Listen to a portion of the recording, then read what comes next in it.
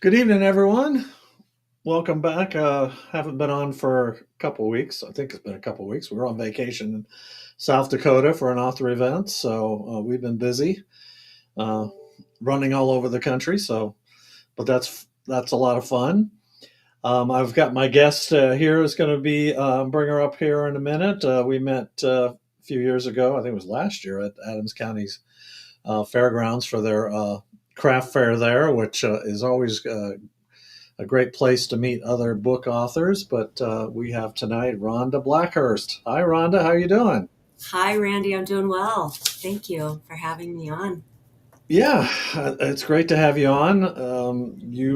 Like I said, we talked a little bit at the Adams County, and then you were also at Left Coast Crime, and I saw one of your blog posts where you were talking about Left Coast Crime and how you had such a good time. It was amazing. I think it was the best readers conference I've ever been to. It was, I would highly recommend it to anybody. Well, it was nice. It was local, so Yeah, that helps definitely. No you don't airfare. have to travel. Did you stay in the hotel or did you just commute? I stayed in the hotel. I wanted the full experience. So, as far Yeah, as my we brain knew, I was there, like out of state, out of reach.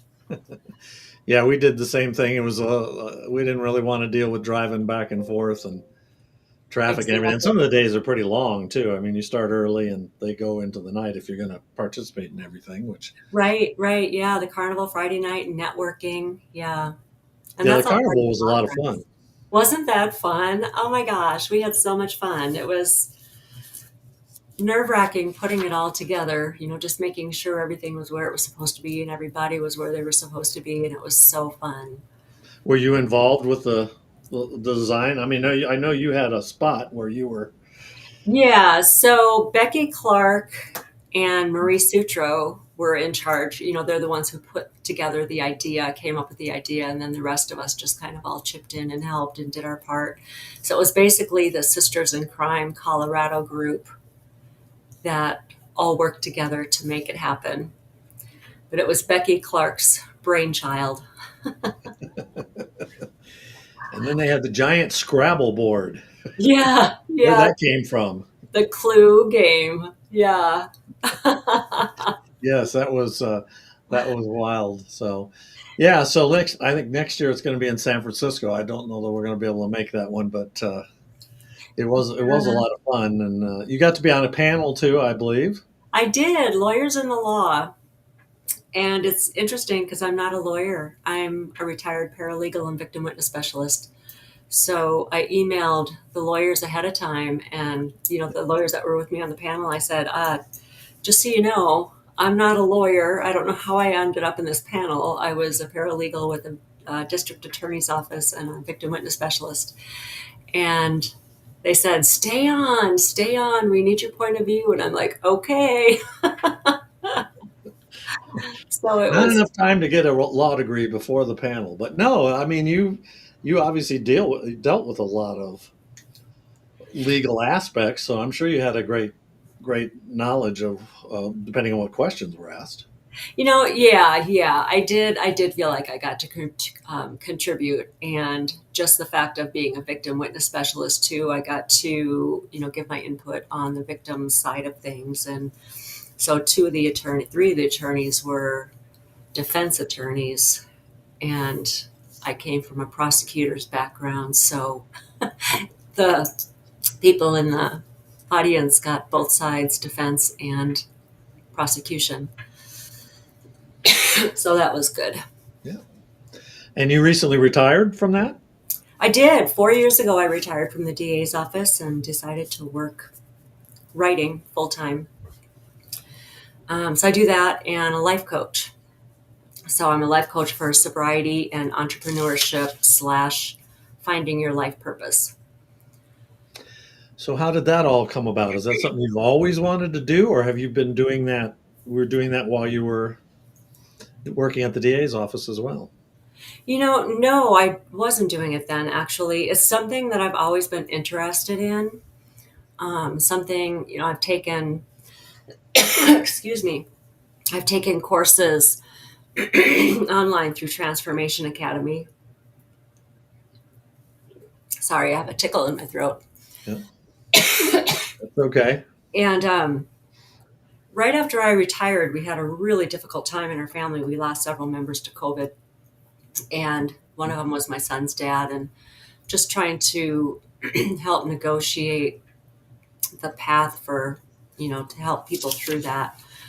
And I just really, really enjoyed it, being able to help people that way and help them become better versions of themselves. So that's what I am. In fact, the protagonist in the series that I'm working on now is a life coach. So I can draw on my experience to. She's a life coach who frequently doesn't um, heed her own advice.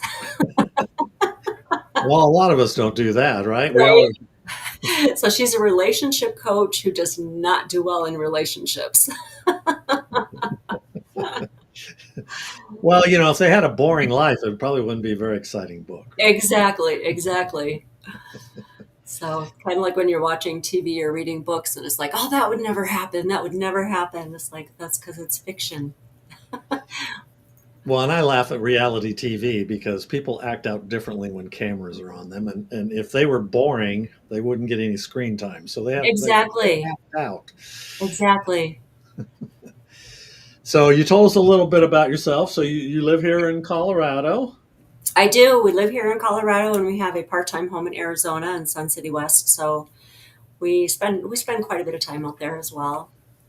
So I have an office here and an office there.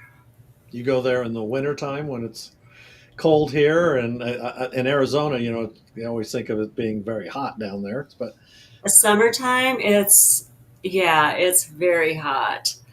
That said, I still don't spend all my winters there either, though, because my kids and my grandkids are here, and I'm very hands-on with my kids and grandkids. So I just can't get myself to leave for more than maybe 5, 6 weeks at a time, and then I come back for a stretch, and then I'll go back there. yeah, So yeah, that makes sense. yeah. So so you have the life coach. So what do you do to decompress in life? Is the coaching help? Is that a decompression type of thing for yourself, or are there other things you like to do that to deal with pressures in life? I'm one of those sick people who loves to work out. Usually people don't enjoy it. I love it. And so, yeah, I exercising, whether it's running, walking, weight training. Weight training, I'm not really a fan, but as we get older, we need that. Our muscles kind of I disintegrate, work with small weights. That's what I do. I use like 5, 10 pound weights, and right? That's just it. Not trying to build muscle, just tone. yeah. So yeah, I do that. I love to read. I love nature, anything in nature, as long as the bugs and the snakes are not a part of it. So, So are you? You said you like to run. Do you do like any like 5Ks or any of those type of? Are you a distance runner or? I used to run for 60, 70 minutes at a time. And I loved it. And then I kind of cut down a little bit, and then I started having heart problems, which resulted in a pacemaker and a cardiac ablation. So that cut down my running some there too. And then my good friend Arthur, arthritis, came to visit and cut it down even more. So I run when I can, however long I can, but it's reduced significantly. It's hard on the joints. I was a speed runner when I was young, but I never was good at distance, and it's hard on your legs and your joints and stuff. I'm It always is. And impressed people with the say, older folks that do that. right? Yeah, And then plus when you hear people say, well, run on a treadmill because then, you don't have that hard impact. And it's like running on a treadmill, you're not out in nature. Your mind can't just wander and create. And that's the fun of running outside because you can create, you get to think, you get to be in your world as you're running, thinking of yeah, subplots and characters and yeah. Pretty pretty boring on a treadmill. I mean, if you It listen to music is. and stuff or watch TV, but that isn't quite as exciting, I'm sure. No, it's not the same. It's definitely not the same. So you kind of transitioned to writing. Have you been writing all your life? Did you like to write when you were a youngster? I have always loved writing. I tell you what, when I was 4 years old, and I know this is on my website, but when I was 4 years old, I was writing on the knotty pine walls of our family home with crayon because I had something to say. It didn't go over well with my parents, but Well, it's yeah, I crayon, just, so it does come off. It wasn't right, permanent right. ink or anything. So yeah, I started then, and then I wrote a lot of poetry. All that teenage angst when you're in middle school and high school, and I did a lot of that. Um, I grew up on a lake, so I would spend a lot of time sitting down on the dock or in our fishing boat and writing poetry, and read so much. I used to read a lot, and that would lead to more writing. And yeah, so that continued, and then I stopped for a while, and then I started writing some more. I took some courses, a journalism and short story writing course, and then also some other, courses, entered some poetry contests and such, and then had my boys and kind of went by the wayside. I have two manuscripts that are tucked away in boxes that'll never see the light of day, but they're there. I call them my practice manuscripts. And after my last son left home, I said, okay, I'm going to do this. So I started writing, taking it seriously, getting involved in writers' organizations, networking, going to writers' conferences, and it just all snowballed from there. So do you still have the poetry?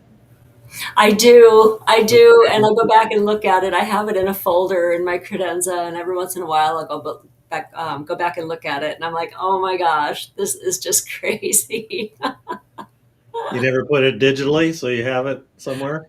I didn't, and I probably should. I do have some things because I used to write. I used to be a stringer for the Standard Blade here in Brighton, Yeah. and I used to submit some articles to magazines and such. And I've written some short stories, and actually, the two books I wrote, they were all on floppy disk. Oh And I yeah. thought, how do you get the stuff off the floppy disk? And because it's not even a thing anymore. You mentioned floppy disk to kids now, and they're like, floppy what? And but my IT director at the DA's office was able to get it off of the disk for me, so I have it on a flash drive. You remember what that first computer was that you had that you did it on? I don't. I Yeah. don't. Like an old 8-bit, very old. Yeah, yeah. It was one of those that was like this box, right? And I still remember writing a short story, and it was good. And I know I can say that it might sound like the fisherman who got this giant fish that got away, but it was a good short story. And I just sat down, and it just came to me and just came out. And I'm like, oh my gosh, I can't believe this. It's like magic, right? It was just coming out. And my toddler son wandered into the room and turned off the computer, and it was gone. It I hadn't been tried, saved. I tried to recreate it, and I just couldn't. Yeah. That's too bad. That's one of those you wish you had a time machine, right? That you could go back in Right? time. Yeah. And that's when you learn the valuable lesson of saving. Save frequently and save everything. Well, in software today, you can set up autosave to constantly save, and it goes to the cloud and everything else. But in those Right. days, you had to manually do those things. I mean, I go back to the very beginning days of computers, and I'm an IT person by trade, so I've dealt with Okay. 8-bit all the way up to the latest 64-bit stuff, and it's amazing how much of that stuff. And I have had a lot of stuff. I had AMI Pro as my word processor, my first word processor. A lot of people have Oh, word perfect, and stuff. And Uh-huh. I transferred that eventually to Word. So I have some stuff that I still have, but it's always fun to revisit those things. And like you say, it's your practice thing, and you read it and you go, I mean, I cringe sometimes. Some of the stuff's okay, but you cringe a Uh-huh. little bit because you grow as a writer and stuff, especially the poetry. And I did a lot of that as a teenager, as well. Teenage angst. That's how I dealt with it, also. And you read Uh-huh. some of that, and golly, I was really dark in my teen years. That's when I read back some of mine too. I'm like, wow, you were really unhappy back then. But that's how you dealt with it, and Yeah, and being a life coach now, you're kind of their poetry, right? They're telling you their stories, and right. you're helping them through those things. Yeah, yeah, that's a great analogy. So who were some of the authors you like to read when you were younger, and even into now, that kind of inspired you and say, I think I'd like to get into this crazy business of being an author? I read books when I was younger that I should not have been reading. They were like the spicy, turn up the heat romance novels. Sure. Um, yeah, I should not have been reading them. My mother probably would die if she knew what I was reading, but Rosemary Rogers was big back then. So I read a lot of hers. And Danielle Steele, as I got older, I read, not older, but out of high school. I was reading Rosemary Rogers in high school. Not good. Um, and then Danielle Steele, I started reading, and I read her for a lot of years, a lot of years. And then I read one of hers. I can't remember what it was called, but it was one where, and I still remember this vividly, but it was one where this woman was married to this older man and she had an affair on him and she was justifying it, making it all good. And, it was almost like glamorized. And I'm like, I don't think I can do that anymore. I don't think I can read that. So that was the last book of hers that I read. Um, James Patterson is awesome now for a fast read because his chapters are so short. And it's like you're out of the gate running from page one, and he doesn't let go. By the time you're done, you're like exhausted. But I really like him. Jana DeLeon, have you ever read hers? No. Oh my gosh. So it's kind of cozy mystery. The protagonist is Fortune Redding. She's a CIA assassin in hiding. So she has to pose as this librarian in this small Louisiana bayou town called Sinful, Louisiana. And it is hilarious. She's got two older women who were in Vietnam, and Gertie and Ida Bell, and they're so funny. And there's probably, I think, 23 or 24 in the series, but they're laugh out loud funny. You wouldn't think an assassin in hiding would be a cozy mystery book, though. You think It's got cozy elements yeah, because it's set in this small, cool town. Um, the sex and the blood are off the page. right, It's insinuated, but it's off the page. right. Um, yeah, it's very odd. It's almost like a cross genre, but I definitely leans more toward cozy with the elements. Yeah, just an interesting premise. So Yeah. yeah. So we talked about the first thing that you wrote. So did you? So let's talk about your books. So Okay. I was on your website, and you have a lot of books. I see you have one series. Is that right, or do you have multiple series? Multiple. I Okay. have a standalone. The standalone was my first one. It's called The Inheritance, and it's kind of a Hallmark style women's fiction. Um, I love that book. I think I'll always like that one the best. And then I started Was that your first book? that was my first one. Yep.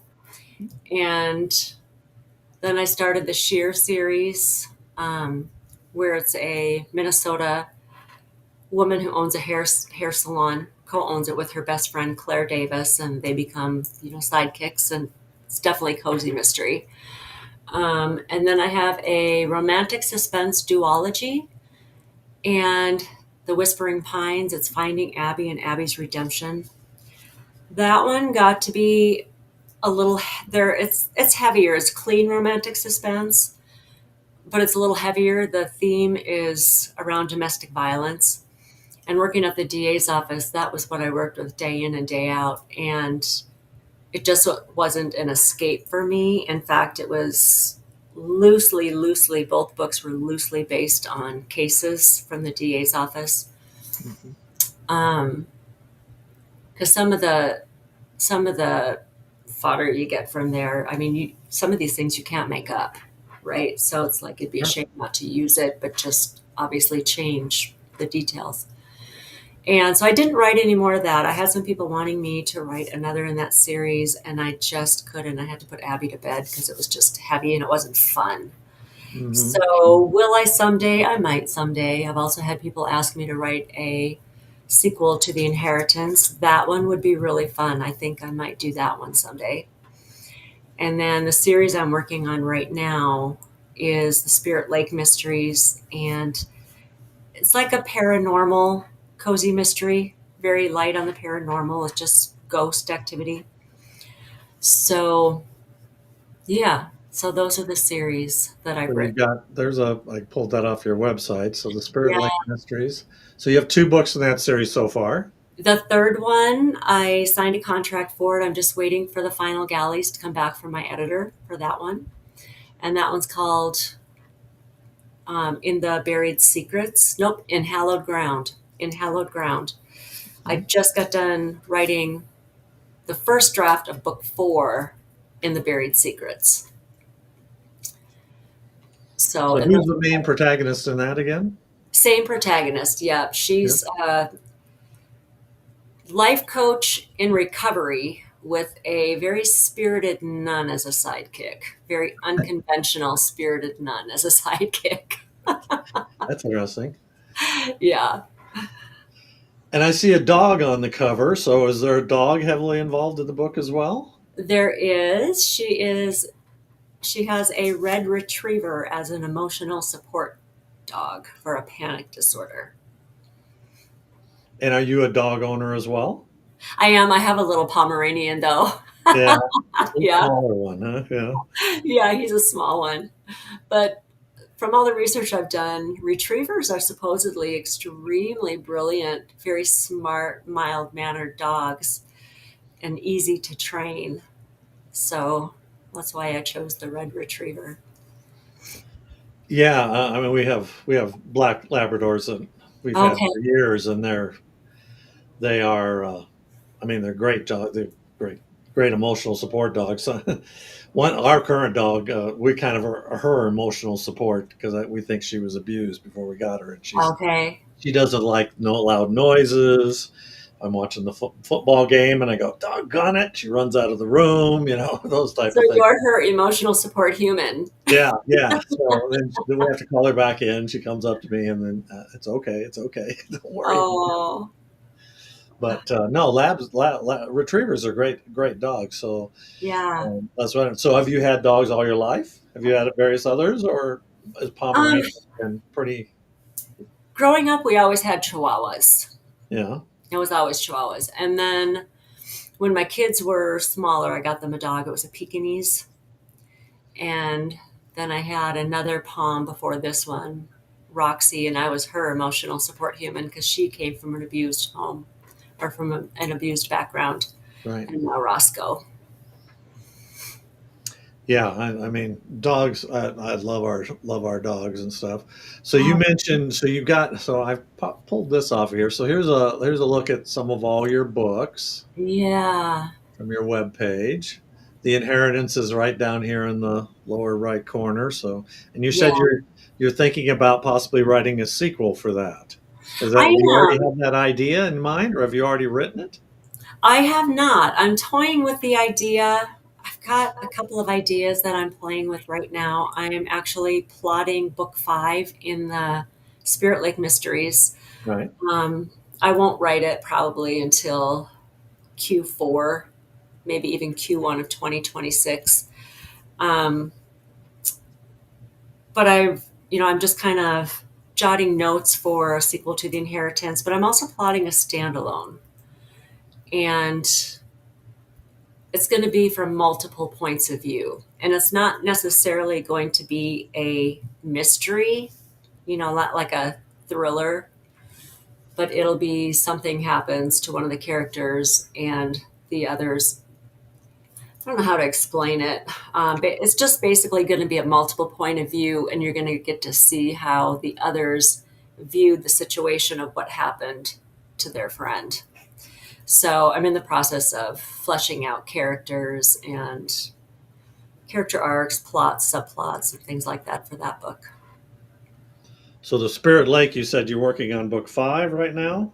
Yes, I just finished the rough draft of book 4. Okay. So it's cooling off on the shelf right now, shelf being in my computer. And then I'll start edits on that after I finish the final. So I've got like 3 or 4 things in the works. So I was writing the first draft of that one while my editor had book 3. And then I did the edits on book 3, first round edits, went back to writing book 4 after I sent them to my editor. And then I was actually able to finish book 4 just in Utah this past weekend. Um,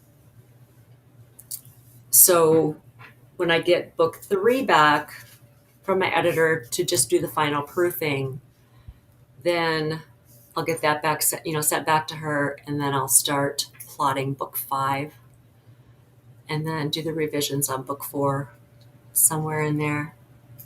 And do you envision it continuing on after book 5? I have got storylines for 8 in the series. So whether I continue past that 8, I don't know. But there'll for sure be 8. And where is that book series set at? Is it set in Colorado? No, that one's set in Minnesota as Oh, well. Minnesota as well. Okay. Yep, yep. So, yeah, I have 2 set in Minnesota. The Whispering Pines Romantic Suspense duology is set in Blue Mist Mountain, fictional Estes Park. Yes. And then The Inheritance is also set in Minnesota. So why Minnesota? Did you grow up in Minnesota? Did you spend time in Minnesota? I did. I grew up there. I moved to Colorado 27 years ago, but there's nothing like the lakes of Minnesota. All 10,000 of them, right? All 10,000. Yeah. Yeah. If they've So, counted them all, if there's still 10,000, right? so yeah, that's that. I have a short story published in an anthology from the Sisters in Crime Colorado chapter. We did a mystery merge anthology, and that one is set in Colorado, that short story. Well, my next book in my Justice series, which will be book 2, a lot of it's going to take place in Minnesota as well. So Oh, I grew up wow. in Iowa and I had family in Minnesota, so that Midwestern area is Okay. always good. So, but yeah, there'll be a lake resort that his grandfather owns, and then his parents have taken over. And my retired police officer is going to go there, and he's going to Oh, get. awesome. So yeah, so I may have to revisit Minnesota again. Lots of Right? mosquitoes, right? Gosh, you could do a thriller if you're from Iowa, do a thriller in Iowa with a murder in the Iowa cornfields. Well, I had my private eye go back to Des Moines because that's where he grew up, and that's where I grew up. Okay. So in my other series, and helping his brother out of a jam. So I did revisit Des Moines and other areas in Iowa where I grew up in one of the book series. Uh, Okay. so yes, we took him back there for one book, which was interesting with the people who were from Iowa. They like that because there were some places like, oh wow, he went there, and I know where that is. It's the same with Colorado stuff that I do. When people from Colorado read, they see the Colorado places, and some are fictional and some are real places. You know how that is. If something's bad going on, you usually don't. You make it fictionalized, right? But Right. Yeah. So you mentioned publishing. So you're obviously more traditionally published. I am now. So when I first started, are you indie published or traditional? I'm all self published. Yep, been Okay. doing it all myself. So when I first started and decided to publish, like get serious about publishing my work, Mhm. I sat down. I'm such a pathetic list maker. Everything's got to be in lists. And I made a list of pros and cons on both the indie side and the trad side. The only thing on as a pro on the trad side was validation. And then I started thinking, does validation mean that much? I mean, doesn't validation from the readers mean more than validation from hitting an editor's desk on the right day at the right time and they say they like your work, right? Because that's basically what it is. It's kind of all about the timing and which editor and so on and so forth. I mean, your writing has to be decent. I mean, it's not like you can just submit. Well, it's what they're But looking for too. A lot of times as well. exactly. Or they just publish something just like that. Right. It could be anything. So I decided I wanted to do it all. I wanted to be in control. I wanted to do my covers. I wanted to have my story read the way I wanted it. I wanted to make changes whenever I wanted to make changes and then just re upload the book. I wanted to put it on sale if I wanted to put it on sale. Um, so I just hired a team. So I had my publishing team. So I hired a cover designer, a formatter, because I formatted the first two books by myself. And I was saying things that would make a sailor blush because I was just getting so frustrated that this isn't worth it. So then I hired a formatter, hired an editor, a proofreader. Um, and of course, I have an amazing beta reader, Karen Whalen. Um, she does my critiques for me. Um, so I liked my team. I really enjoyed my team. And then after the 11th, 7, 8, 9, 10, 7, 8, 9, 10. Yeah, on my 11th book, while I was writing my 10th book, I started thinking about, do I want to just try it and see what it's like? Chances are I'm not going to be able to get a publisher anyway because it's so hard to get a publisher. You hear all these horror stories on how hard it is. And I thought, do I have thick enough skin? Do I want to do this? I really like self publishing. And I thought, I'm just going to try it. So I sent out some queries and I heard back from two and ended up going with the Wild Rose Press in New York. So this series I'm on, they get first rights of refusal for any books I write in this series or any books written with these characters. If they decide they don't want any book, then I can do what I want with it, but they have first rights of refusal. Um, the standalone that I'm plotting, I'm going back to independently publishing. Hmm. Um, the sequel to The Inheritance, if that comes about, I will do that as an indie author as well. I like indie pubbing. I really like that avenue.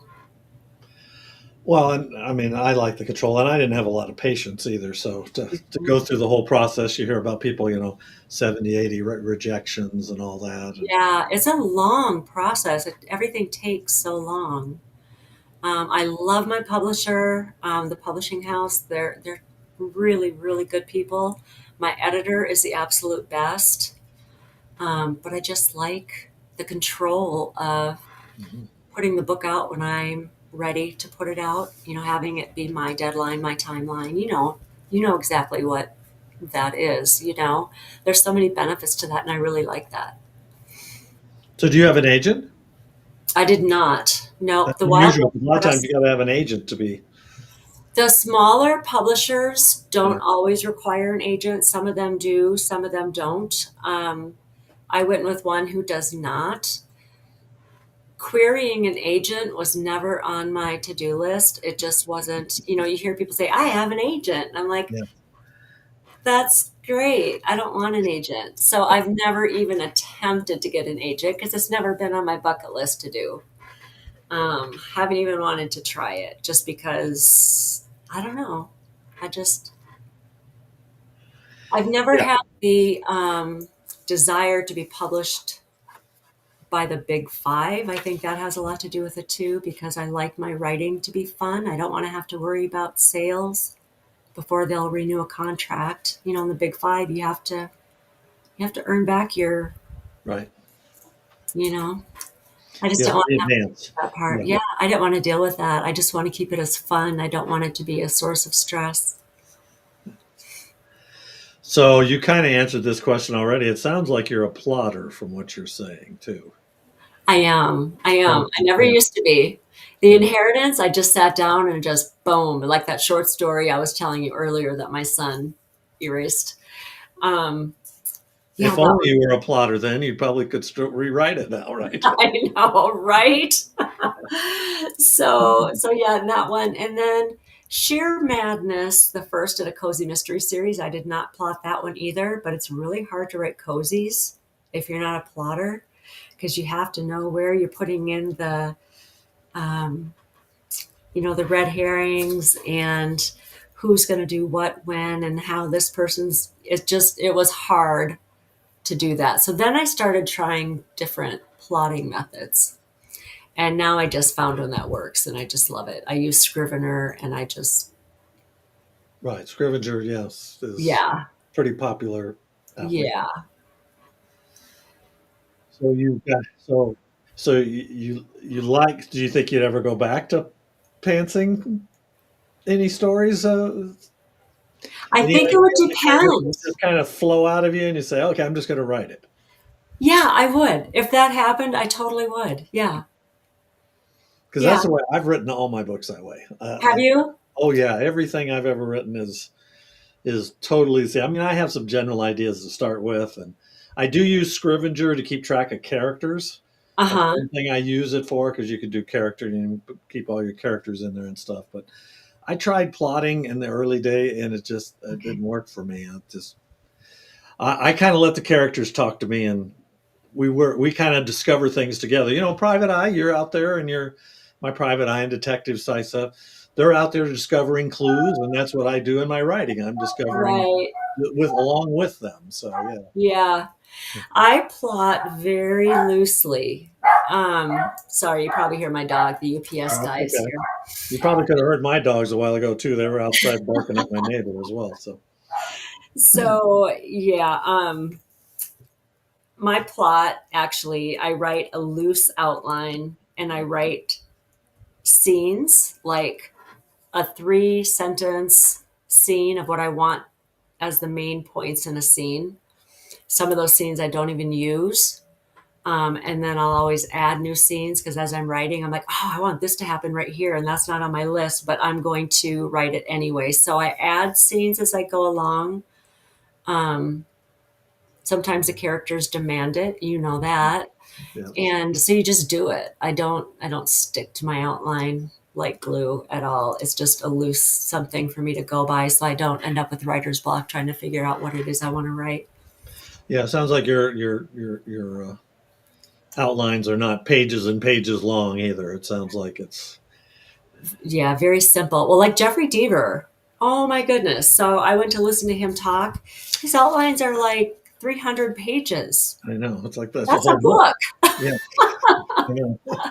I've talked to other authors that are that way too. Yes, Yeah, I couldn't do that. I'd be so tired of it by the time it came to write it. It would take all the spontaneity out of it. I agree. So, are you a dedicated writer? Do you write every day? Are you disciplined? I am. I am. I do. Have you ever heard of Sarah Cannon? I don't think I've heard of Sarah Cannon. No. Oh man, I'm putting a plug in for her. She's got a heart breathings channel with some writing courses, planning courses. She's absolutely amazing. She has so many free things on her website that you can, that she offers. And So I took her planning called HB90 course, and it really, really works for me. So I set certain, I set up a Kanban board. Have you heard of a Kanban board? No, Gosh. So I've not heard of that. it's I'm kind of like learning things today. this. Oh, wow. So Yeah. you have a whatever buckets or goals that you have, never more than three. I usually have three. So one for my writing, one for community and promotion, and then one for the business financing and education part of the business. And then I make out my goals for the quarter. So each quarter, I set out what I'm going to accomplish. Like this is my goals for Q3. So I'll make a Kanban board and I'll break each of these down into manageable sized chunks and I'll put them on a sticky and then they go on the board from the to do section, doing, and done. And I like to see that progress is going down. And then I also do like keep 30-minute, I do task blocks. And for each 30 minutes, I get to put one of the beads in there. And I have one for this and one for my reading. Um, so, yeah, and I set a certain number of hours per week. It's not obscene by any chance, by any means. It's very modest, my goal. But I stick to it. And I like to have 10 to 12 or 10 to 1 as my writing hours each day, except Thursdays when I have the grandkids. Well, yes, they get priority. They definitely get priority. Yes. So yeah, I am lenient on that. If my daughter-in-law calls and says, I have this appointment, can you take the kids? I'm like, oh heck yeah, the writing goes to the wayside and I take the kids. Or if my son says, Madre, you home? Can I come over? Yeah, come over. My writing goes to the side. Sure. So, and I'll just do it later. So How I'm old are the grandkids? uh, the oldest one is 12 and a half, and the youngest one is 4.5. A There's lot of five. energy there, boys. The four are girls. The youngest is a boy. Yeah. He's mothered to death. Do you have grandkids? No, Oh, man. no. I started really late in life having kids. I didn't have kids until I was in my late 30s. So my Oh, daughter okay. is Okay. she's not ready to have kids yet. So she's not married yet either. But she's her kid is her dog Nuka. Oh, So that's her yeah. kid. Yeah. There's nothing like it. I tell you what. The kids will say, Mom, you never let me get away with that. It's like, you're right. I didn't. Yes, yes. That is a common thing. Yes, that you're. I think it was Bill Cosby who said, he saw his parents and how they acted around the grandkids. Is yeah, you were never like that. And it's like you're just trying to get into heaven, is what he was saying. Yeah, so, yeah. So you talked about some books. So do any of your book series cross over into each other at all? The last book in the Sheer series has the protagonist that's in the series I'm writing now. And so, yeah, two of those characters, Max and Andy Rose, they both carried over into the new series. So she was introduced in the last book of one series and then has her own series now. Nice. Yeah. And then you told us about some books you're thinking about writing. Are there any others, that you want to write someday? Maybe something totally out of the different than what you're currently writing, more gritty, maybe a little more. I like the light stories. You have And intense that enough in your real life. Yeah, that again goes to when I worked at the DA's office because there's no winners there. There's the victims lose, the criminals lose because they lose their freedom, life, whatever. The families lose. It seems like there's just no winners. So that was part of what drove me to write Cozy Mysteries because I could leave, and my husband is a retired police chief. So our dinners conversations were always about work and what's going on in the city. And after dinner, I would escape to my office, and that's when I would write the lighthearted, funny the funny murder, the fun murders, and I'd get to tie it up at the end with this pretty pink bow, and there was a winner. You know, the good guys win. So I wouldn't write dark anymore or at all. Like I said, I would like to write another one in the Inheritance, a sequel to that one, Hallmark style. Um, I wish I could write fantasy.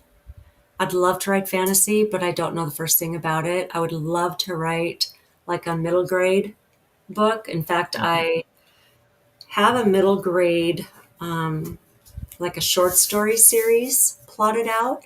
It's been plotted out for a while. Writing middle grade is hard. Mm-hmm. It You is. would think it would be easy. It's so not.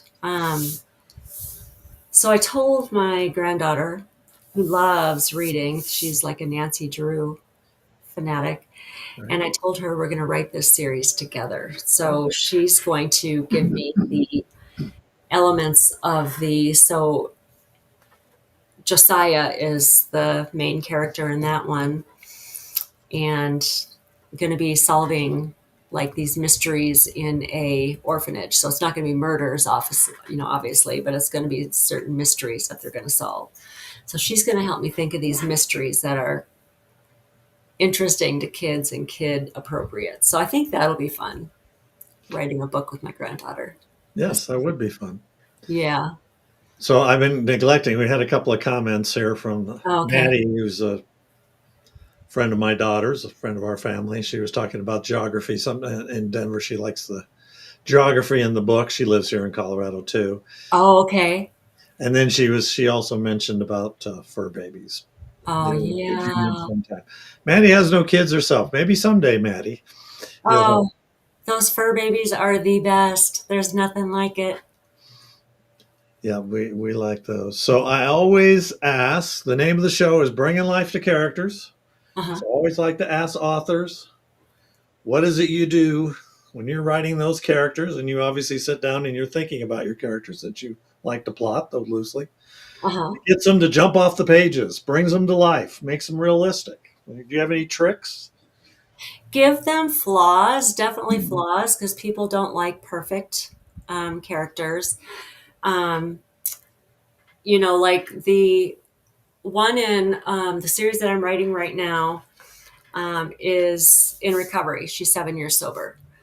Um, but they make it fun. So the Sister Alice, who traded in one habit for another, um, is funny. And just giving them personality, giving them character, not, making them three dimensional. Um, and yeah, giving them flaws, but not flaws that sink them, flaws that are not endearing, but they're enduring. Does that make sense? Um, Everybody has flaws. We all have them. right, But right. yeah, some cripple people where they can't do anything. OCD is a common ailment that you Uh-huh. see where people Yeah, have these things and they just can't get out of the house or the room because of it. right. Yeah. And so she is a alcoholic in recovery who also has a panic disorder. So enter her emotional support animal. So Those are important. yeah, yeah. Training, a lot of training involved. I've talked to a lot of authors who have. There was a lady next to me when I was in Branson last month for an author event, and she had her emotional support dog with her. It was in training still and stuff, but Okay. she has epilepsy, so she goes into seizures, and the dog will sense when she's about to go into a seizure, and then will be there and make sure she gets down properly and warns Uh-huh. her, and so she doesn't fall and hurt herself, and then stays with her and stuff. And Right. there was a lady that was at Left Coast crying that she had her little cocker spaniel with her. I don't know if you saw her. Yes, it was a King Charles Spaniel. Was that Yeah, cute or what? yeah, and it was for her when her blood sugar got low. I think it would nudge her, if I Yes. remember right, because we were talking to her about that, and it would nudge her and let her know, hey, your blood sugar. They could sense it, and they Yes. would, and then she would know that she needed to do something, so she Right. didn't pass out or whatever. So yeah, those animals are great, and I'm sure that dog is there for your character as well, in a similar Hmm. Right. I even heard they have dogs now that can sniff cancer. They can tell if a person has cancer. Oh, really? Wow, that would be. Yeah. Yeah. So kind of makes you wonder. That would be a fun thing to do, but how do you research something that's so new that there's really not a lot on it yet? Yeah, another couple of comments from Maddie. She says it sounds fun to write with your granddaughter. Granddaughter, yeah. Granddaughter, yeah, and all that. You're too young to have grandkids, so. And then Maddie had a really long one here. She was talking about flaws and attitudes and characters. She was talking about Mike Yeah. Jarvis. He reads all my books. Um, but yes, my Jarvis character, he has a snarky attitude. So he's getting his butt kicked and he's cracking jokes. I think of the old MASH series where Hawkeye was always cracking jokes while he's in the worst, horrible places, wounded Uh-huh. soldiers and everything. And I always kind of borrowed from some of that. So your book. So have you won any awards with your books? I won third place in the Digital Book Awards, and Yeah, I'm third this place is good. I perfectionist. mean, depending on who you're going up against, sometimes Well, it's pretty they amazing. have a ton of people that submit to this, and yet it bothered me that it was third. So it took me a while to put anything out there on social media, on my website, anything, because I'm like, I was the kid in property law class who got a 99%, but he said, great on top, great work. And I'm like, Right. then why did you give me 99%? Why did you not give me 100? You said it's great. There's nothing on here. Why did I get 90? I'm that kid, the teacher's I hate nightmare. to see your reaction to 3 and 4 star reviews, right? Oh my gosh, they will set me under. How do you handle those? Well, there's a lot of people that don't give 5 star reviews. They figure it's got to be a masterpiece to be a 5 star review, and I think they look at it and you read the review, you're saying, "Why didn't you give it 5 stars? You didn't say anything bad about it." And even 3 star reviews are not bad. Usually, there's something about it they don't like. Uh-huh.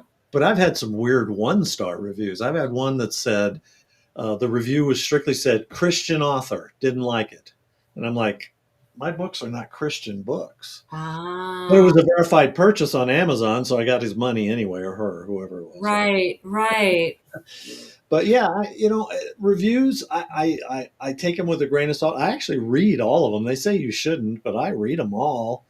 And Amazon used to be able to comment to him. You can't comment to him anymore. I comment to him on Goodreads, and I always say thank you, except Okay. for the ones and twos I don't. But I usually the 3s and 4s. I'll make a look up. Thank you for posting a review. I appreciate it.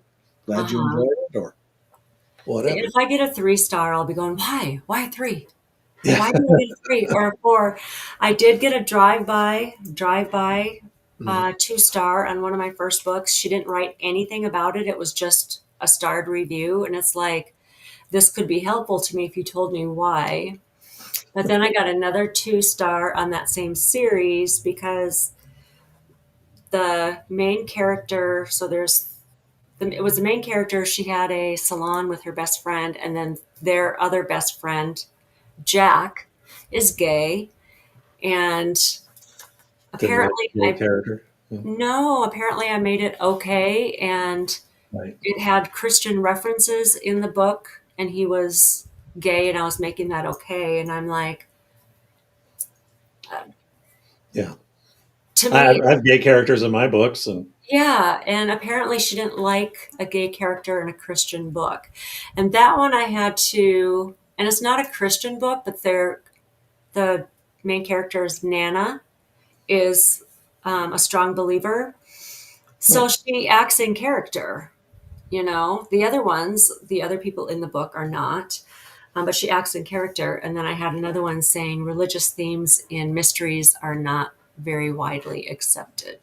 I'm like, okay, so yeah, those are okay. But if you just get a starred review, even a three, and there's no reason, Right. it's like, I want to know why. Why? Well, and they can, I mean, you can leave star reviews on Amazon or Goodreads and not put any comments. Right. And I want to know. I want to know why. What didn't you like about it? Right. Yeah, It it wasn't would be all the it would be world. nice, but I guess they Yeah. figure, I don't know, maybe they just don't want to take the time. Who knows? Yeah. The time or they don't want to hurt feelings or whatever. But you know what? It helps an author. And it helps other readers because another reader can come by and look at reviews.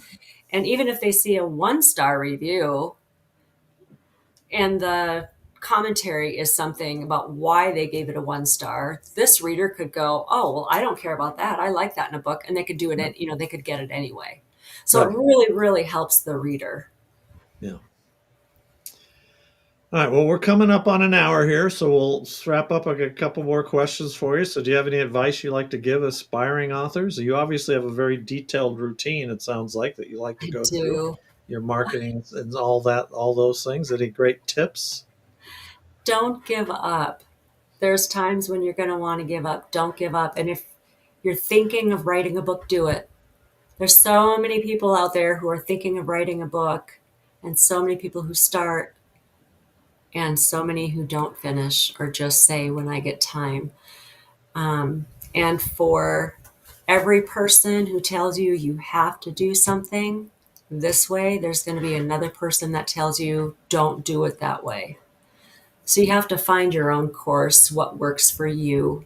And that comes to your writing schedule, the way you write, what you write.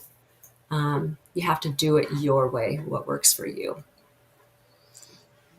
Agreed. I mean, that's the fun of being independent as well. Exactly. And Self-published. why we like being independent, right? Right, that's right. Independent Nobody's authors. telling us. Other than our readers and our editors and everybody else, and you can't take, talking about reviews, but everything you take with a grain of salt. You take criticism, you take advice, and people Hmm. will read, but not everybody's going to like what you wrote. Exactly. Exactly. And but yes, you've definitely got to do it your way. So, what Yeah. about marketing? What do you like to do to market yourself? Oh, I stink at marketing. That's tough. Yeah. Marketing to me is almost like tooting your own horn. That's really uncomfortable. I like being Mhm. behind the computer, which many authors do. They like being behind the screen and not out there.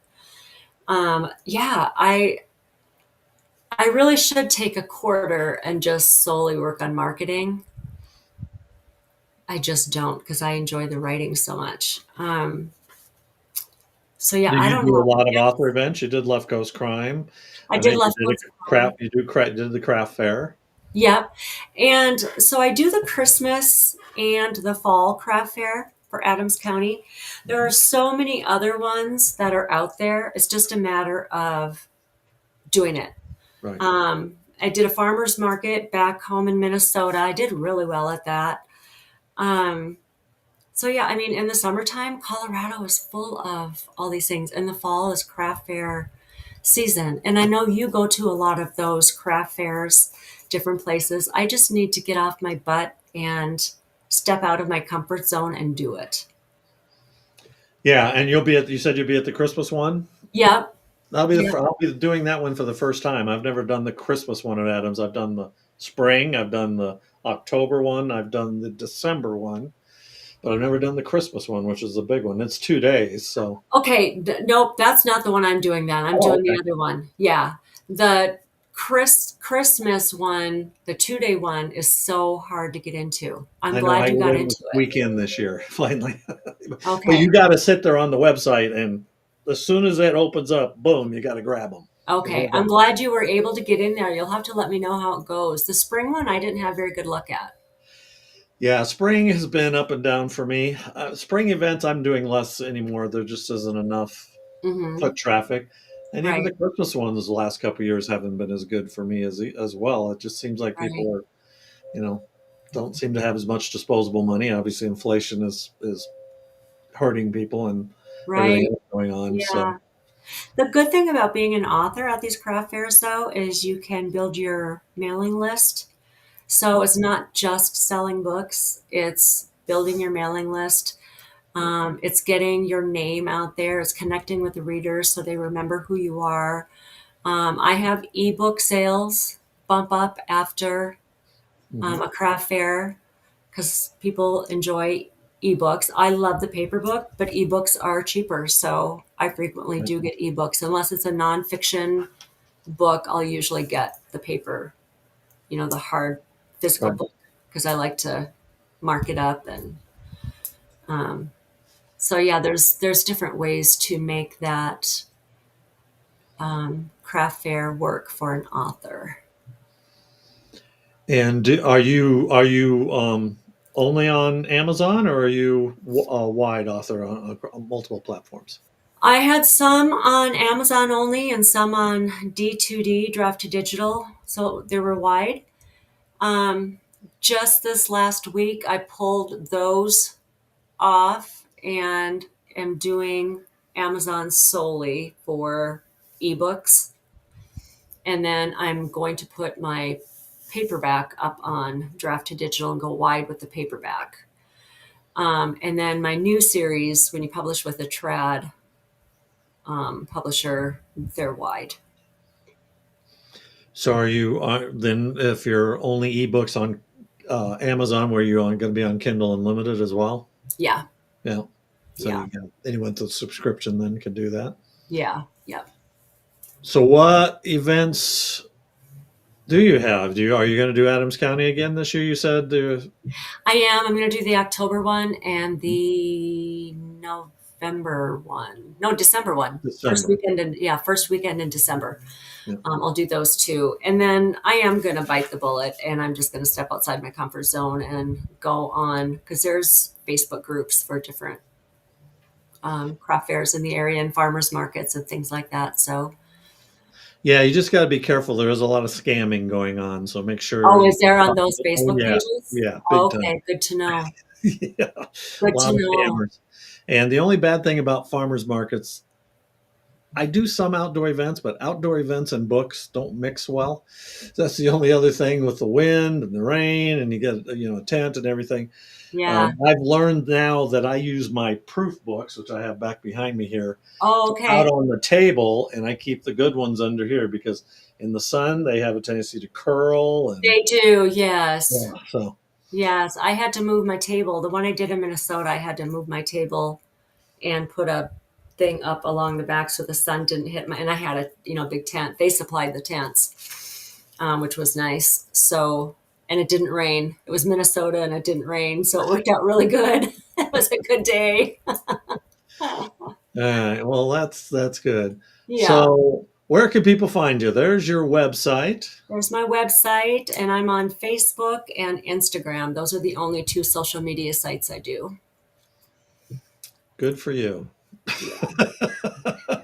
'Cause- Yeah, social media can be a time suck. oh It yes. really can. And I'm part of a readers group called Midnight in the Garden. That's a fun group. We do a lot of giveaways on that Facebook group. So if you haven't heard of that, that'd be a fun one. In fact, I think we're looking for more authors. Randy, if you're interested in doing that, let me know and I can get you the Okay. email address for the woman who, and you just have takeover days. We ask that you do at least one takeover day a month. And that takeover day comprises of 3, 4, 5 posts that you can pre-schedule. Um, Yeah. it's just, I mean, oh, send it to me. I'll okay. look at it. Yeah. I'll definitely do that. Because yeah, I've done takeovers before on Facebook. Yeah, so it's Yeah. done it for Deadwood and stuff. Okay. And for the life coaching, would they be able to contact you through your website as well? If Yep. On my website, they can contact me. I do free 30-minute consultations. For the sobriety life coaching, I frequently do not charge for that one. If anybody's interested in the sobriety life coaching, it's just on me. Um, it's not to take the place of AA, it's a supplemental right, support system. So, so yeah. right. And you promise not to make them a character in one of your books? Oh, I promise. Completely confidential. I know enough characters that I Yes. don't need Well, yeah, more. I'm sure. Yeah, we see him every day, right? Right, exactly, exactly. No, coaching is definitely 100% confidential. All right. And anything else you want to talk about? I don't have anything else. No. Great. Well, I appreciate you being on the show. Thank you for Um, having me. yeah, I enjoyed talking with you. We've talked a few times, not for this long, but it was great hearing more about you and your books and your stories. And I hope people will check out all your books and hopefully buy them all too. But Yeah, right. no guarantees Hopefully. there, right? No guarantees there. If you get a spike, and I will. And we didn't get a chance to talk beforehand because we had a little technical issue there with your webcam. But Yeah. I will send you a link that you Okay. can download the file, and then the link to the YouTube channel to this, so you can share with people and all that. Okay. Um, I will say goodbye to everybody here. I'll put you backstage. If you want to hang around, you can, and we can talk afterwards. If not, if you need to get going, no problem. But it was great seeing you again, You too. and hopefully Thank we'll you. run into you at other events down the road. I'm sure we will. Okay. Thanks, Thanks, Rhonda. Randy. Yep. All right. Thanks, everyone. It's great talking with her. I was going to quickly throw up. I found out just before the event today that Lethal Blues was nominated as one of the finalists in for the Colorado Author League Awards for uh, Police Mystery, I think it was, for My Private Eye series. So that was fun. So that award ceremony is in July, so I will have to attend that. Hopefully, I don't have to dress up because I'm not a big dress up kind of guy. So, but thanks everyone. Next week, next Monday, I will have Clay Stafford from Killer Nashville on, which will be great. And we're going to talk about Killer Nashville, big event that's held every year in August in Nashville, Tennessee, and we're going to get all the inside scoops on his event and how it's evolved over. I think it's now 20 years he's been doing this. So, but it'll be great talking to Clay on the show. So, but that'll be next Monday, and that one is going to be at noon Mountain Time. We'll have him on. So, but thanks again, everyone. We will hopefully see you all next week.